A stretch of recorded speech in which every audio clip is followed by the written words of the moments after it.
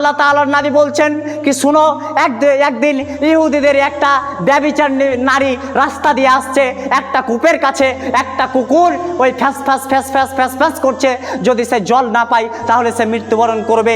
ওই ব্যভিচারী নারীটা কি করলো, পায়ে চামড়ার মোজা পড়েছিল, ওই চামড়ার মোজাটা খুলে কূপ থেকে পানি উঠিয়ে কুকুরকে পান করালো। এর বিনিময় আল্লাহ তাকে ক্ষমা করে দিল।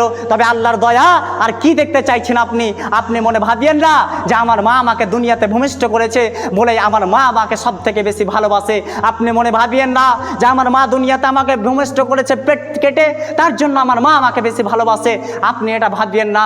আপনার মা আপনাকে যদি ভালোবাসে স্বার্থের জন্য, আপনার পিতা যদি আপনাকে ভালোবাসে স্বার্থের জন্য, বাপ আপনি জানেন না দুনিয়াতে সবাই স্বার্থের জন্য আপনাকে ভালোবাসে, কিন্তু আপনার রব আপনাকে স্বার্থবিহীন ভালোবাসে, আপনাকে স্বার্থবিহীন ভালোবাসে। এর চাইতে আর কিছু না।